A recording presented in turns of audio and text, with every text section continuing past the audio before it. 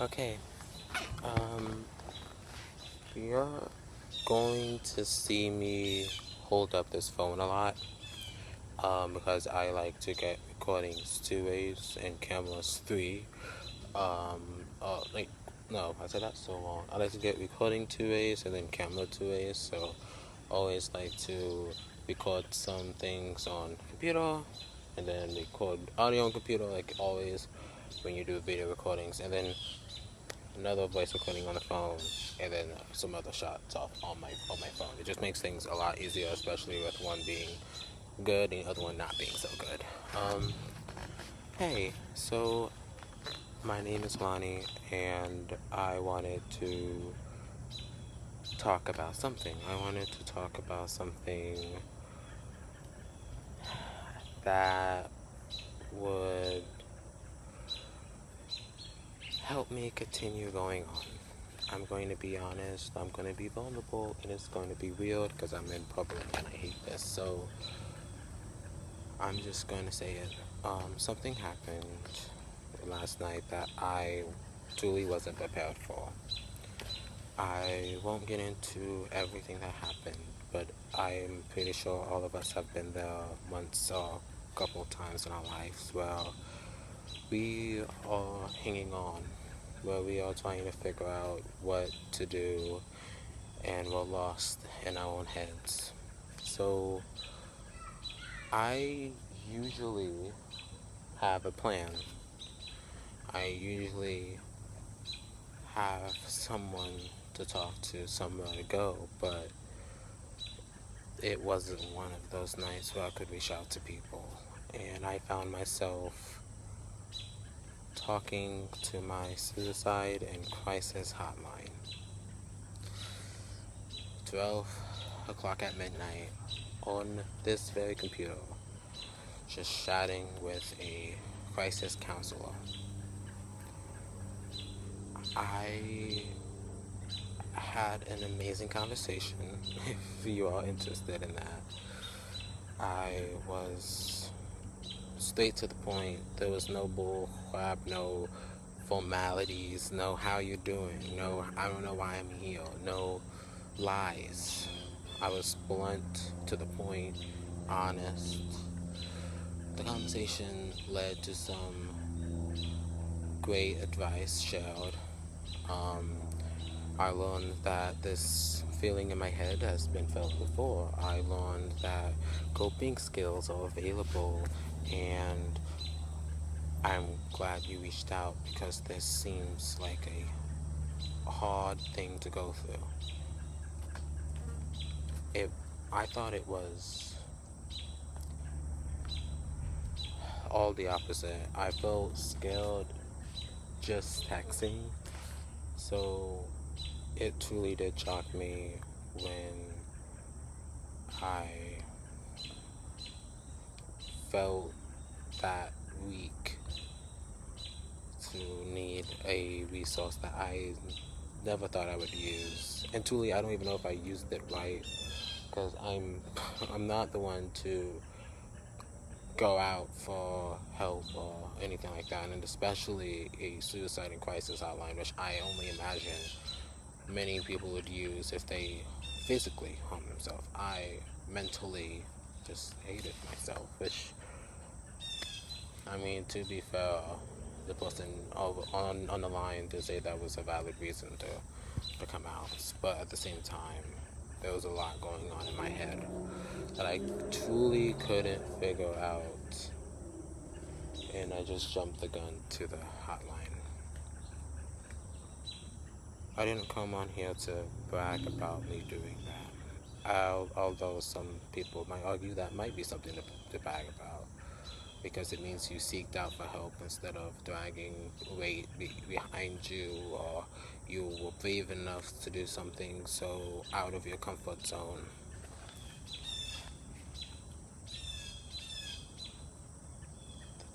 The truth is, I don't know what to do from here. I would usually have that ridicule, that routine, that when I step out of my comfort zone, do something that is so unthinkable as hating myself, because that's just not me. That's not something I would usually do. I bury it. I hide it. I say that God will handle this, and I try not to look back on it. And now knowing that there was a hotline that I've reached out to, something that I would never believe I would do. I went through those means. I just now think of myself as someone who couldn't do it on their own.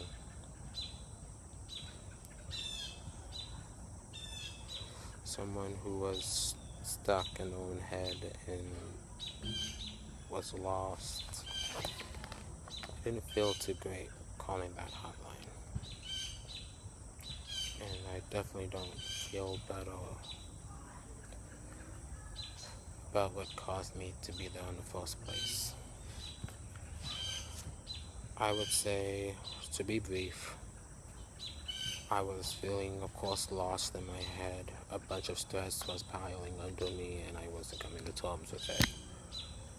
I was using multiple distractions to make things less stressful, which obviously is vanity. It's not going to be, longing or stagnant. It's going to run out eventually. Example, social media. You can scroll on that forever. I mean, you both know you're going to put the phone down and be in a room of silence after that. After your phone dies, let's say. And the last thing I just kept thinking was my old habits kept coming back. It felt like I was in a constant state of, I've been here, I've done that, I've been here, I've done that, why am I not learning? After the conversation, I truly did feel like I was at my end of the rope. Like I had nothing else to do, so I had to reach out to something. Like I had never thought of that. Now I just wonder where to go from here, and that is here. Ironically, I know that sounds confusing, but I do videos on my own. I do content on my own. I don't do it, let's say, publicly. Now I recently do, but it's still nobody's knowing my name on YouTube or social media, but I do know it's a dream of mine. And the reason it's a dream of mine is to get out of my own head and do something that is truly new and worthwhile. I remember saying something along the lines to the crisis counselor that night. They asked, what is one thing that you would, or if you had in mind to change, what would you change? And I said that I would want to see more efforts to being alive. Instead of surviving and hanging on, I wanted to see contributions being made to actually do something. So I'm recording this in hopes of posting it just to post it. I don't want to meaningfully put something out there. I want to put myself out there. Even if it means becoming this vulnerable with myself. I can't think of another way to start. When I felt I've taken the biggest risks, and that is reaching out for help.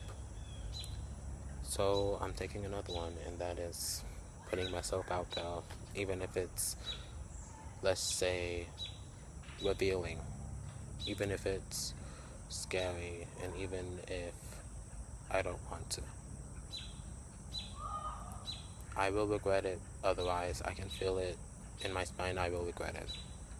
Although I do have plans, as this is a dream of mine, even though its timing wasn't in line the best I would, I probably could have done this when I was in a better headspace, but it's okay.